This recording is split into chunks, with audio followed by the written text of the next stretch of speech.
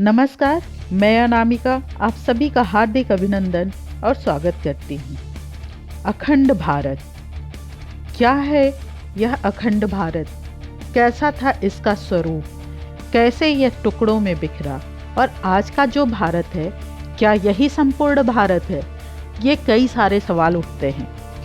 सबसे पहले मैं ये कहना चाहूँगी कि अपने इतिहास को जानना बहुत ही ज़रूरी होता है।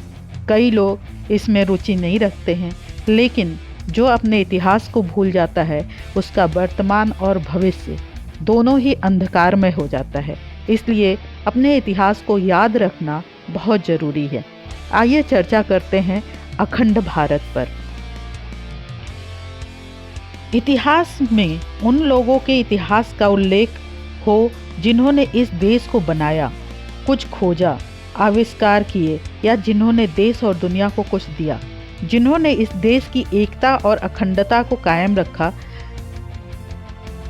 उन्हीं को समर्पित अखंड भारत का स्वरूप आज चर्चा करूंगी।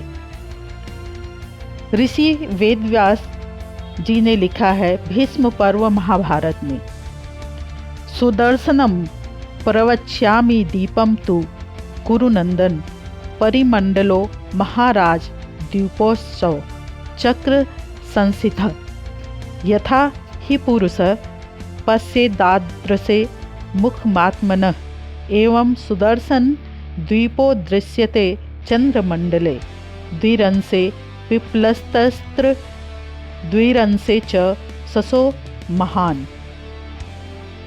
अर्थात, हे कुरुनंदन, सुदर्शन नामक यह द्वीप चक्र की भांति गोलाकार स्थित है।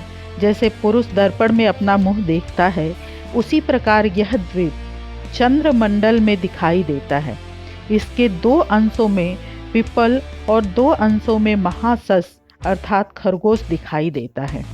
अर्थात 2 अंशों में पिपल का अर्थ पीपल के 2 पत्तों और 2 अंशों में सस अर्थात खरगोश की आकृति के समान दिखाई देता है। आप कागज़ पर पीपल के 2 पत्तों और 2 खरगोश की आकृति बनाइए और फिर उसे उल्टा करके देखिए, आपको धरती का मानचित्र दिखाई देगा। यह श्लोक 5000 वर्ष पूर्व लिखा गया था। इसका मतलब लोगों ने चंद्रमा पर जाकर इस धरती को देखा होगा, तभी यह बताने में सक्षम हुआ होगा कि ऊपर से समुद्र को छोड़कर धरती कहाँ कहाँ नजर आती है और किस तरह की है। पहले संपूर्ण हिंदू धर्म जम्बू द्वीप का शासन करता था, फिर उसका शासन घटकर भारतवर्ष तक सीमित हो गया। फिर कुरुओं और पुरुओं की लड़ाई के बाद आर्यावर्त नामक एक नए क्षेत्र का जन्म हुआ, जिसमें आज के हिंदुस्तान के कुछ हिस्से, संपूर्ण पाकिस्तान और संपूर्ण अफगानिस्तान का क्षेत्र था। लेकिन मध्यकाल में लगातार आक्रमण, धर्मांतरण और युद्ध के चलते अब घटते घटते सिर्फ हिंदुस्तान बचा है। यह कहना सही नहीं होगा कि पहले हिंदुस्तान का नाम भारतवर्ष था और उससे भी पूर्व जम्बूद्वीप था। कहना यह चाहिए कि आज जिसका नाम हिंदुस्तान है, वह भारतवर्ष का एक टुकड़ा मात्र है। जिसे आर्यावर्त कहते हैं, वह भी भारतवर्ष का एक हिस्सा भर है, और जिसे भारतवर्ष कहते हैं, वह जो जम्मू द्वीप का एक हिस्सा है, वो हिस्सा मात्र है। जम्बू द्वीप में पहले देव, असुर और फिर बहुत बाद में कुरुवंश और पुरुवंश की लड़ाई और विचारधाराओं के टकराव के चलते यह जम्बू द्वीप कई भागों में बंटता चला गया। अखंड बोलना इसलिए पड़ता है क्योंकि सब कुछ खंड खंड हो चला है। जम्बू द्वीप से छोटा है भारतवर्ष। भारतवर्ष में ही आर्यावर्त स्थित था। आज न जम्बू द्वीप है, न भारतवर्ष और न आर्यावर्त। आज सिर्फ हिंदुस्तान बचा है, और सच कहें तो वह भी नहीं बचा है। आइए जानते हैं कि भारत के टुकड़े टुकड़े होने की संक्षिप्त कहानी क्या है। अफगानिस्तान, गंधार और कंबोज के कुछ हिस्सों को मिलाकर अफगानिस्तान बना। उक्त संपूर्ण क्षेत्र में हिंदू शाही और पारसी राजवंशों का शासन रहा। बाद में यहाँ बौद्ध धर्म का विस्तार हुआ और यहाँ के राजा बौद्ध हो गए। सिकंदर के आक्रमण के समय यहाँ पर फारसी और यूनानियों का शासन हो चला। फिर 7वीं सदी के बाद यहाँ पर अरब और तुर्क के मुसलमानों ने आक्रमण करना शुरू किए और 870 ईस्वी में अरब सेनापति याकूब एलिस ने अफगानिस्तान को अपने अधिकार में कर लिया था। हालांकि इसके खिलाफ लड़ाई चलती रही। बाद में यह दिल्ली के मुस्लिम शासकों के कब्जे में रहा और फिर ब्रिटिश इंडिया के अंतर्गत आ गया। 1834 में एक प्रक्रिया के तहत 26 मई 1876 को रूसी व ब्रिटिश शासकों जो भारत में थे उनके बीच गंडामक संधि के रूप में निर्णय हुआ और अफगानिस्तान नाम से एक बफर स्टेट अर्थात राजनीतिक देश को दोनों ताकतों के बीच स्थापित किया गया। इससे अफगानिस्तान अर्थात पठान भारतीय स्वतंत्रता संग्राम से अलग हो गए। 18 अगस्त 1919 को अफगानिस्तान को ब्रिटिश शासन से आज़ादी मिली। सिंध अर्थात आज का पाकिस्तान 712 ईस्वी में इराकी शासक अल हज्जाज के भतीजे एवं दामाद मोहम्मद बिन कासिम ने 17 वर्ष की अवस्था में सिंध और बलूच पर कई अभियानों का सफल नेतृत्व किया। सिंध पर ईस्वी सन 638 से 711 ईस्वी तक के 74 वर्षों के काल में 9 खलीफाओं ने 15 बार आक्रमण किया। 15वें आक्रमण का नेतृत्व मोहम्मद बिन कासिम ने किया। इस आक्रमण के दौरान सिंध के हिंदू राजाओं राजा दाहिर और उनकी पत्नियां और पुत्रियां अपनी मातृभूमि और अस्मिता की रक्षा के लिए अपने प्राण न्यौछावर कर शहीद हो गए। पंजाब और मुल्तान 977 ईस्वी में अलप्तगीन के दामाद सुबुक्तगीन के पुत्र महमूद गजनवी ने बगदाद के खलीफा के आदेशानुसार भारत के अन्य हिस्सों पर आक्रमण करना शुरू किया। उसने भारत पर 1001 से 1026 ईस्वी के बीच 17 बार आक्रमण किए। महमूद ने सिंहासन पर बैठते ही पहले हिंदू साहसियों के विरुद्ध अभियान छेड़ दिया।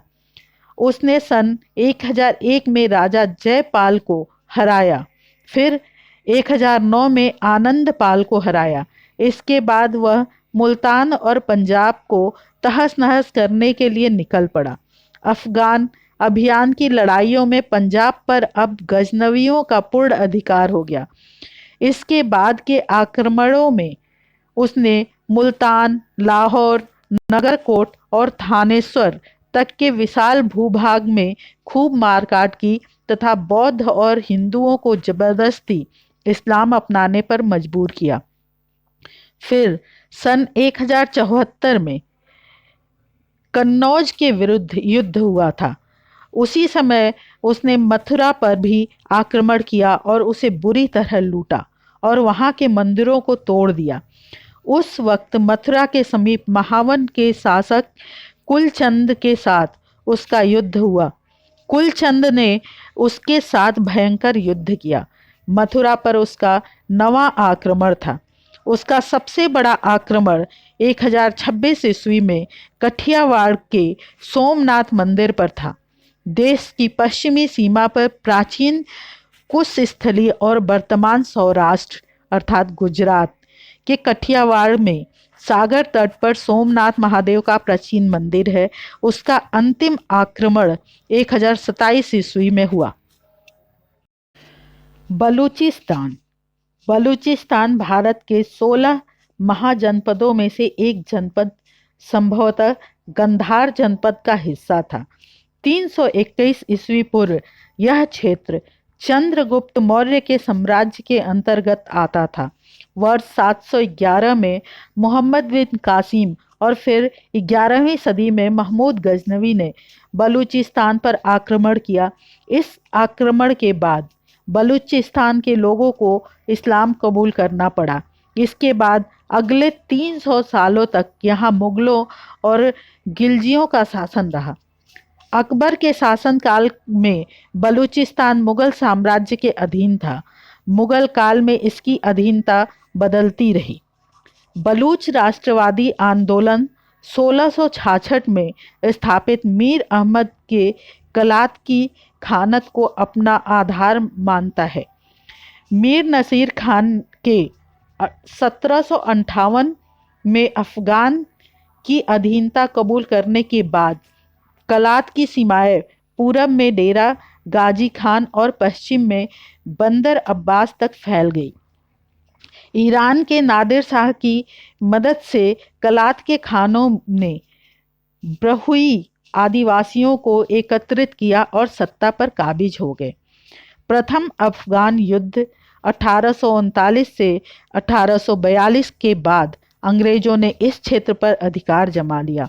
वर्ष 1876 में रॉबर्ट सैंडमैन को बलूचिस्तान का ब्रिटिश एजेंट नियुक्त किया गया और 1887 तक इसके ज़्यादातर इलाके ब्रिटिश साम्राज्य के अधीन आ गए।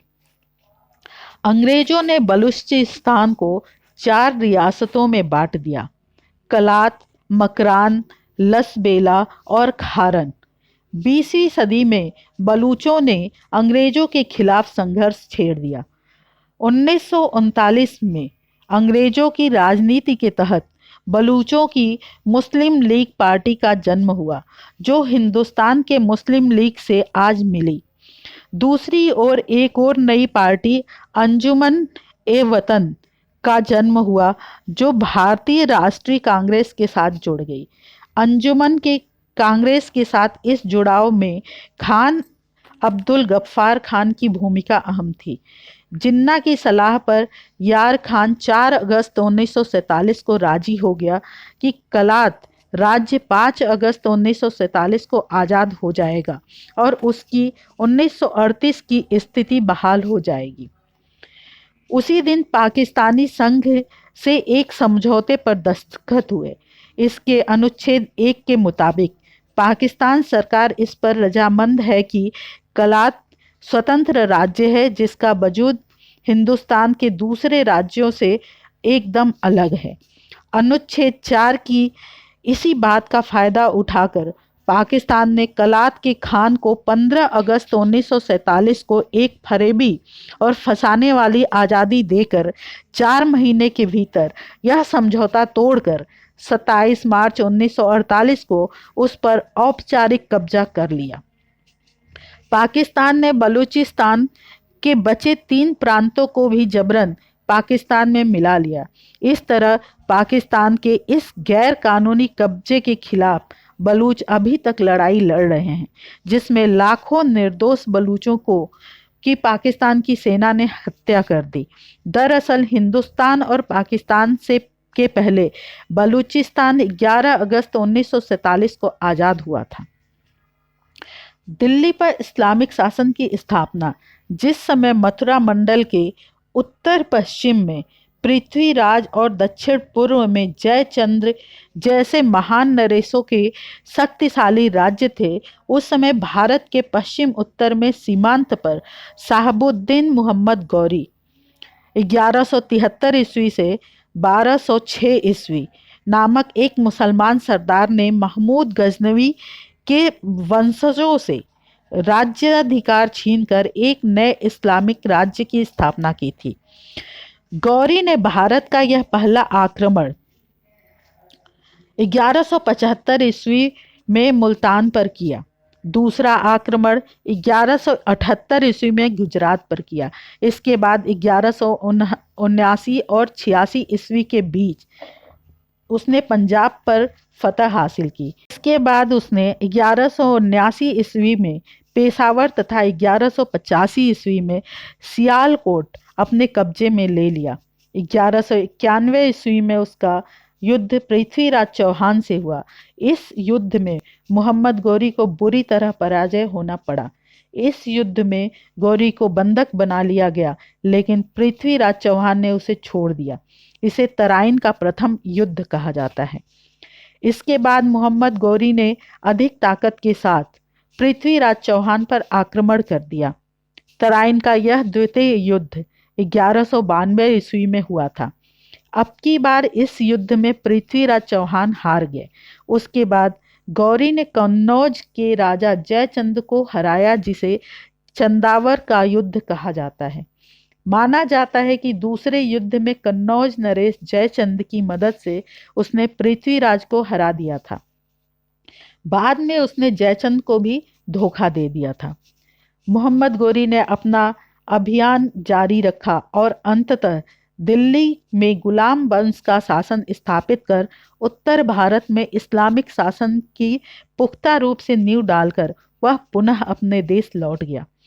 कुतुबुद्दीन ऐबक उसके सबसे काबिल गुलामों में से एक था, जिसने एक साम्राज्य की स्थापना की जिसकी नींव पर दिल्ली सल्तनत तथा खिलजी, तुगलक, सैयद, लोदी, मुगल आदि राजवंशों की आधारशिला रखी गई थी।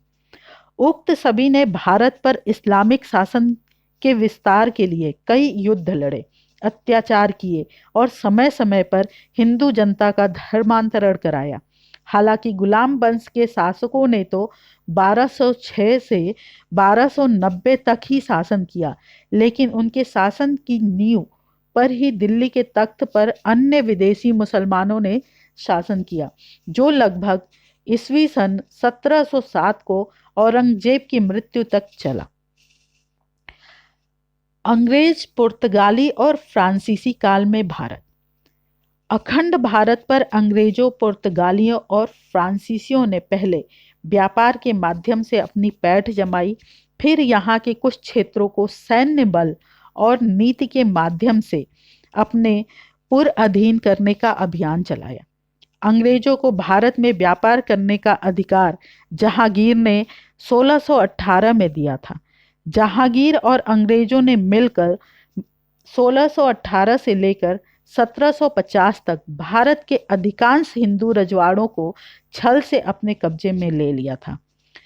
बंगाल उनसे उस समय तक अछूता था और उस समय बंगाल का नवाब था सिराजुद्दौला। बाद में 1757 में भी हरा दिया गया। उसके बाद कंपनी ने ब्रिटिश सेना की मदद से धीरे धीरे अपने पैर फैलाना शुरू कर दिया और लगभग संपूर्ण भारत पर कंपनी का झंडा लहरा दिया। उत्तर और दक्षिण भारत के सभी मुस्लिम शासकों सहित सिख, मराठा, राजपूत और अन्य शासकों के शासन का अंत हुआ। अंग्रेजों ने अखंड भारत के अन्य क्षेत्र श्रीलंका, नेपाल, म्यांमार आदि पर भी अपना अधिकार कर लिया। बाद में काल और परिस्थिति के अनुसार अंग्रेज, पुर्तगाली और फ्रांसीसियों ने धीरे धीरे अखंड भारत के अन्य हिस्सों से अपना अधिकार हटाते गए और इस तरह अखंड भारत के टुकड़े टुकड़े होते गए। नेपाल को देवघर कहा जाता है। यह भी कभी अखंड भारत का हिस्सा हुआ करता था। भगवान श्री राम की पत्नी सीता का जन्म स्थल मिथिला, नेपाल में है।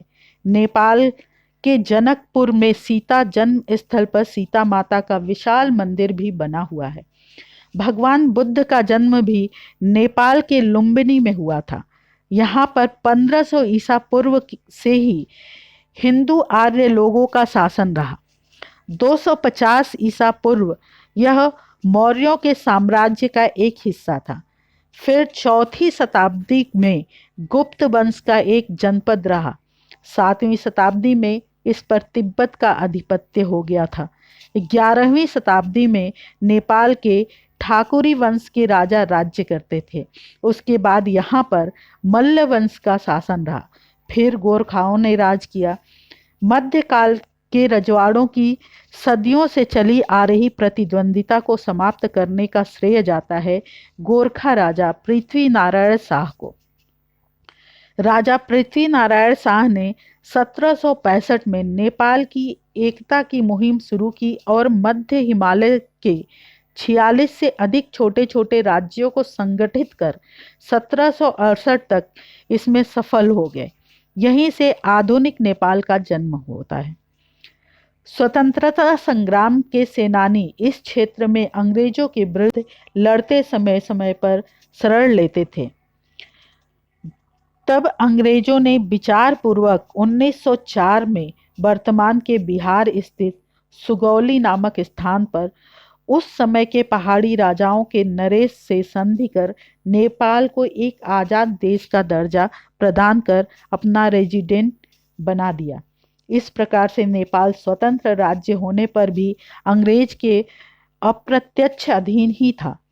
रेजिडेंट के बिना महाराजा पृथ्वी नारायण शाह को कुछ भी खरीदने तक की अनुमति नहीं थी।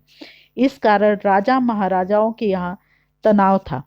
दरअसल शाह राजवंश के 5वें राजा राजेंद्र विक्रम शाह ने शासनकाल में ब्रिटिश ईस्ट इंडिया कंपनी ने नेपाल को भी कब्जे में लेने का प्रयास किया और सीमावर्ती कुछ इलाकों पर कब्जा भी कर लिया, लेकिन गोरखाओं ने 1815 में लड़ाई छेड़ दी। इसका अंत सुगौली संधि से हुआ।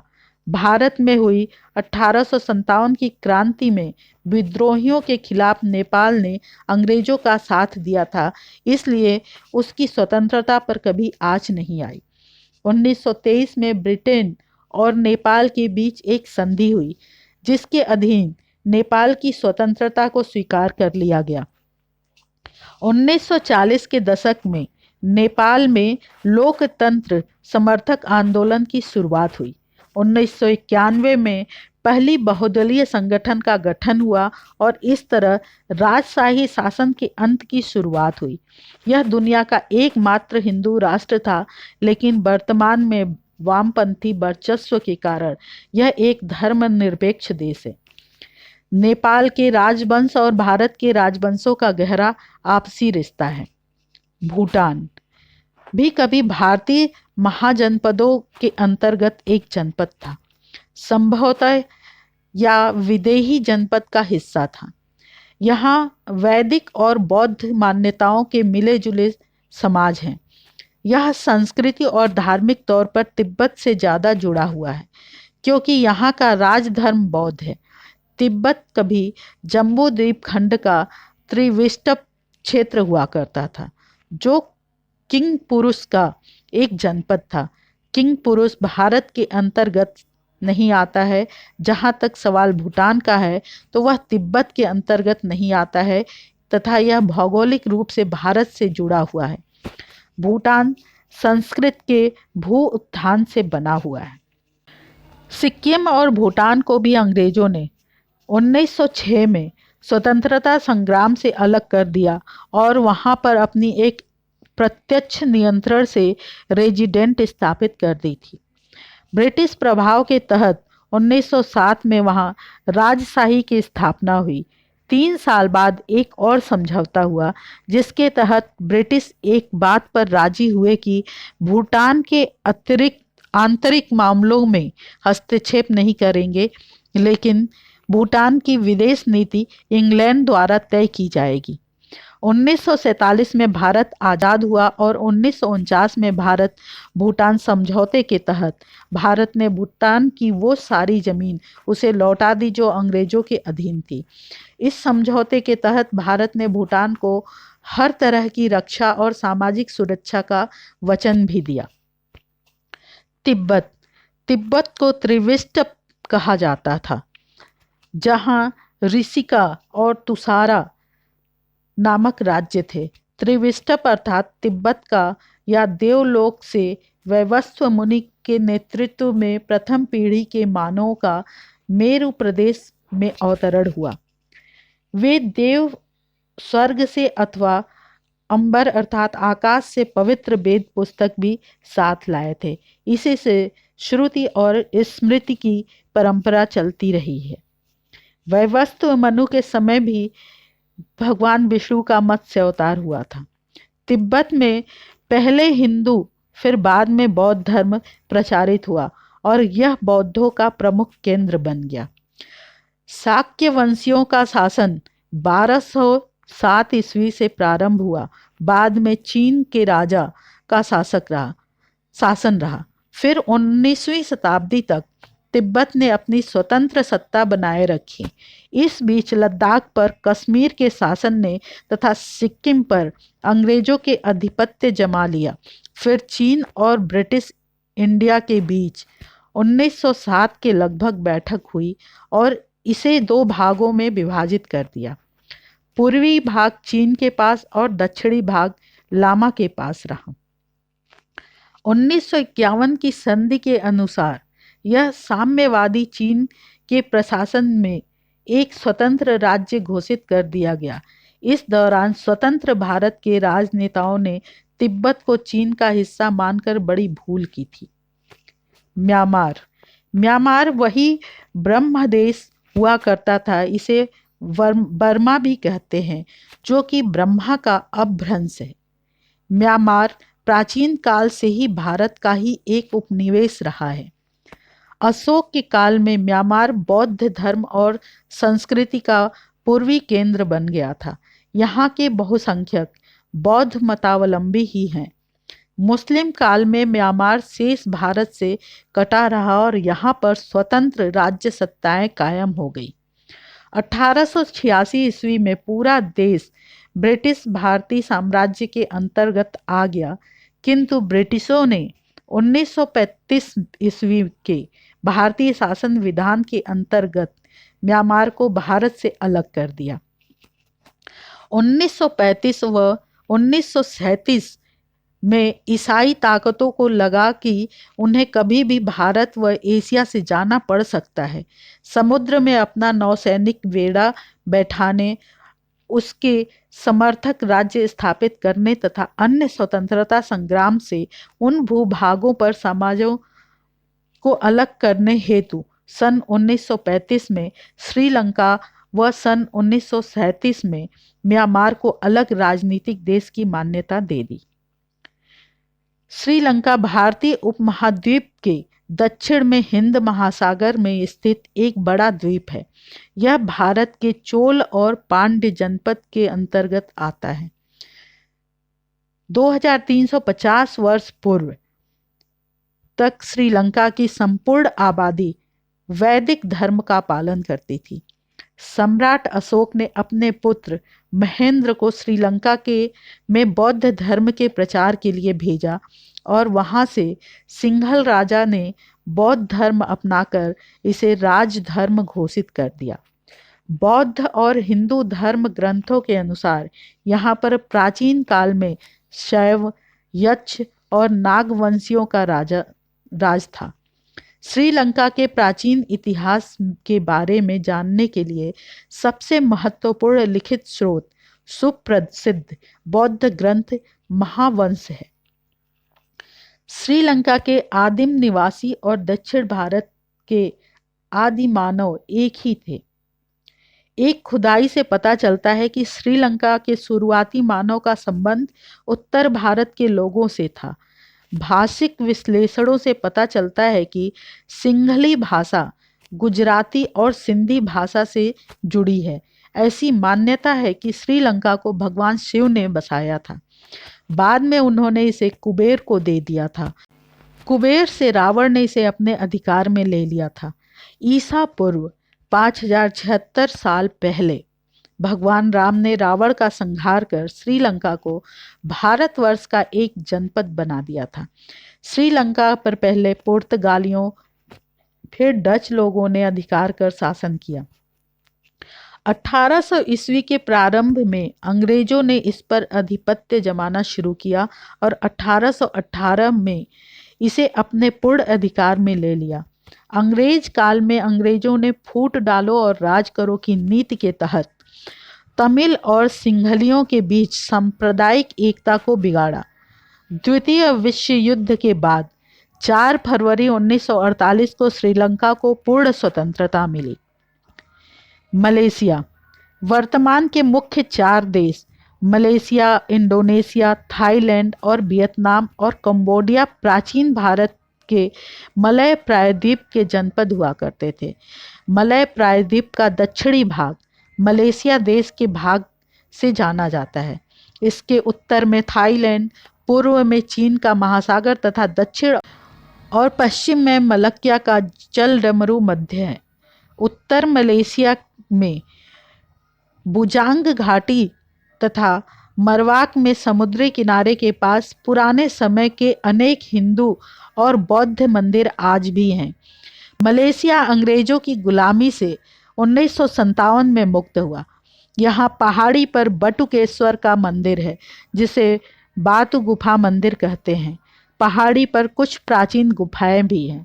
पहाड़ी के पास स्थित एक बड़े मंदिर में हनुमान जी की भी एक भीमकाय मूर्ति लगी है। मलेशिया वर्तमान में एक मुस्लिम राष्ट्र है। सिंगापुर।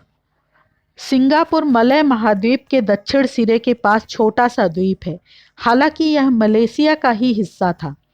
कहते हैं कि श्री विजय के एक राजकुमार श्री त्रिभुवन, जिसे संगनीला भी कहा जाता है, ने यहाँ पर एक सिंह को देखा तो उन्होंने इसे एक शुभ संकेत मानकर यहाँ सिंहपुरा नामक एक बस्ती का निर्माण कर दिया, जिसका संस्कृत में और अर्थ होता है सिंह का शहर। बाद में यह सिंहपुर हो गया।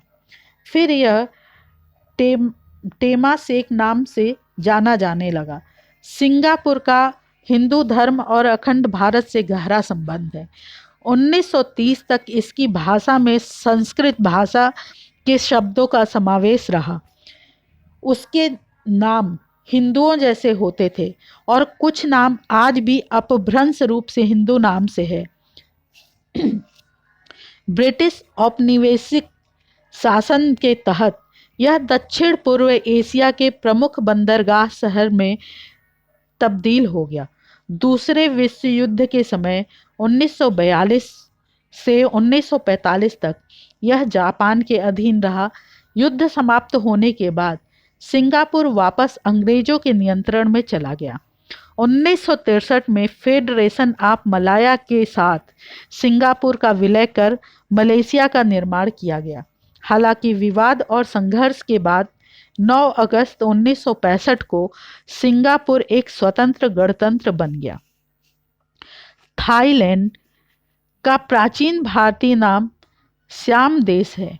इसकी पूर्वी सीमा पर लाओस और कंबोडिया, दक्षिण सीमा पर मलेशिया और पश्चिमी सीमा पर म्यांमार है।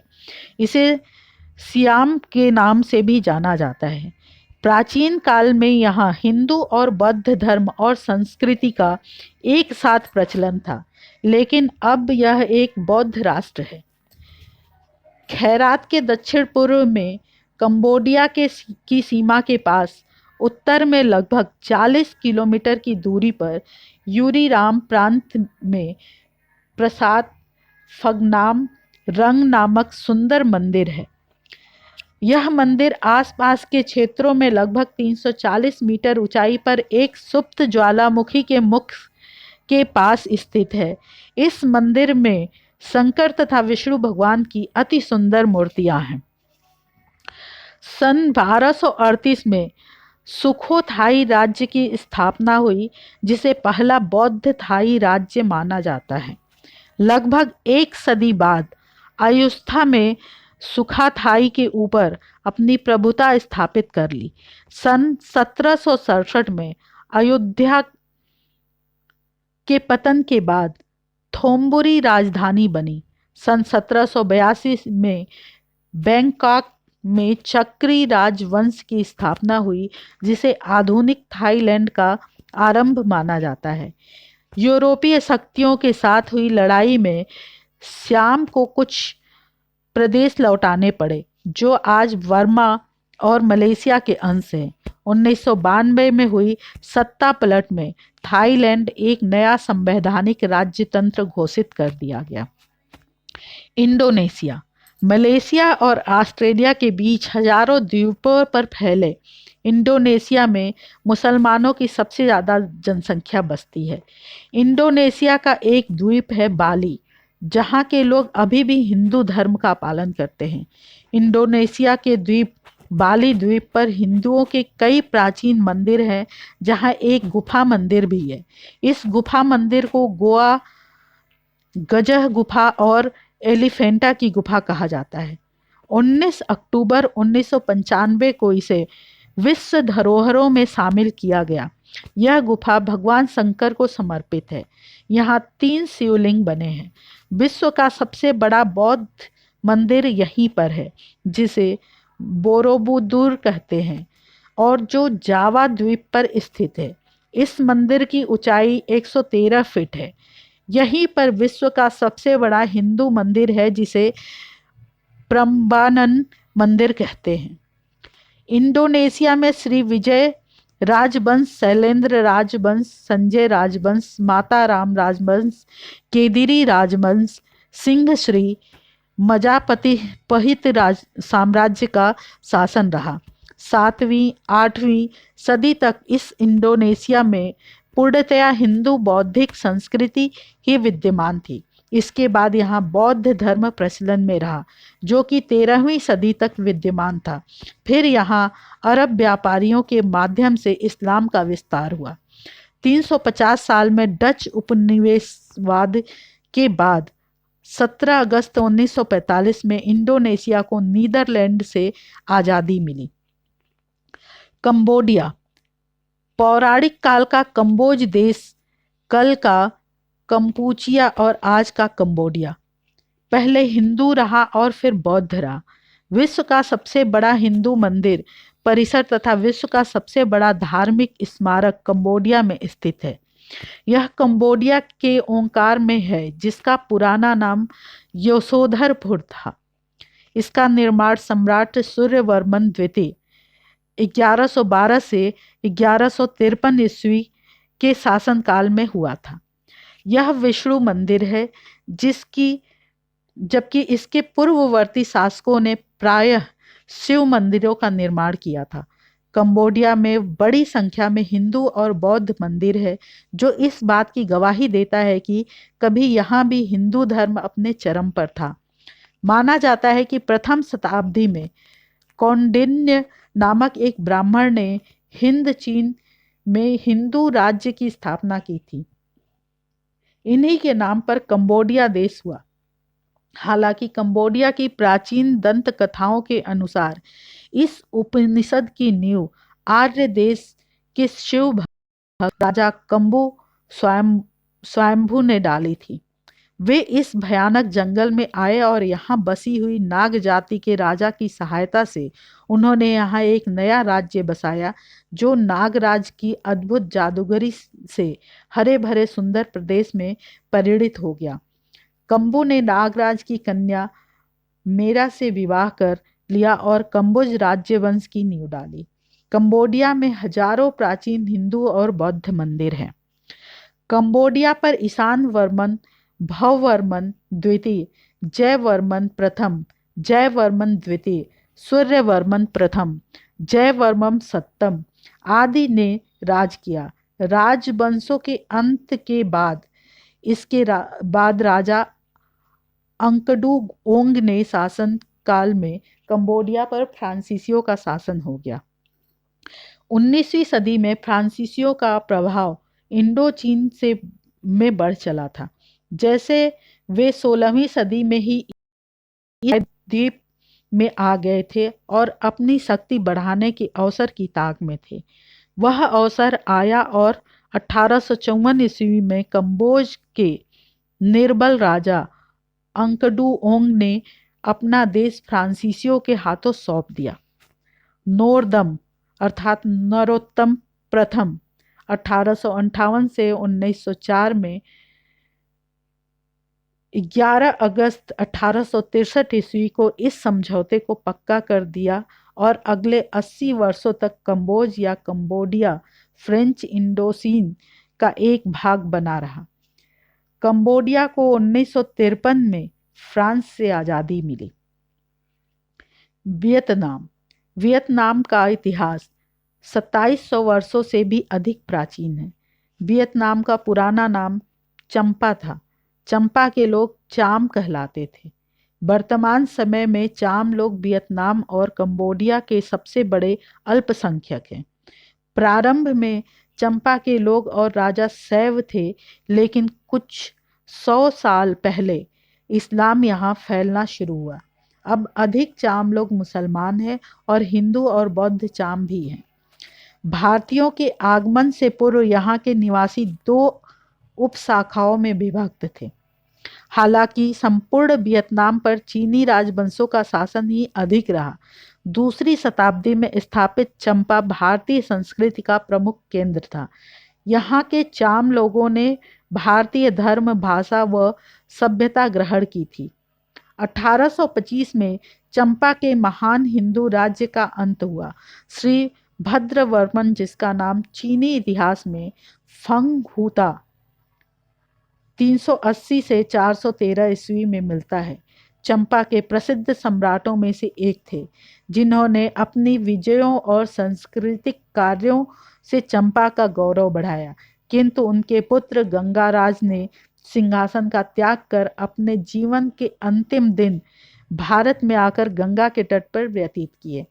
चंपा संस्कृति के अवशेष वियतनाम में भी अभी भी मिलते हैं। इसमें से कई शैव मंदिर हैं। 19वीं सदी के मध्य में फ्रांस द्वारा इसे अपना उपनिवेश बना लिया गया। 20वीं सदी के मध्य में फ्रांस के नेतृत्व का विरोध करने के चलते वियतनाम दो भागों में बंट गया। एक फ्रांस के साथ था तो दूसरा कम्युनिस्ट विचारधारा से प्रेरित था। इसका परिणाम हुआ दोनों गुटों में युद्ध। इस जंग में नॉर्थ वियतनाम के साथ कम्युनिस्ट समर्थक देश थे। साउथ वियतनाम की ओर से कम्युनिस्ट विरोधी अमेरिका और उसके सहयोगी लड़ रहे थे। राष्ट्रवादी ताकतों उत्तरी वियतनाम का मकसद देश को कम्युनिस्ट राष्ट्र बनाना था। 1955 से 1975 तक लगभग 20 सालों तक चले युद्ध में अमेरिका को पराजित हो पीछे हटना पड़ा। कहते हैं कि छत्रपति शिवाजी महाराज से प्रेरित होकर ही वियतनामियों ने यह युद्ध जीता था। हालांकि कई विशेषज्ञों का मानना है कि 20 साल तक चले भीषण युद्ध में किसी की भी जीत नहीं हुई। युद्ध में 30 लाख से ज़्यादा लोग मारे गए थे। इसमें 58,000 अमेरिकी भी शामिल थे। वहीं मरने वालों में आधे से ज़्यादा वियतनामी नागरिक थे। बाद में वियतनाम की कम्युनिस्ट सरकार द्वारा सोशलिस्ट रिपब्लिक ऑफ वियतनाम बनाया गया।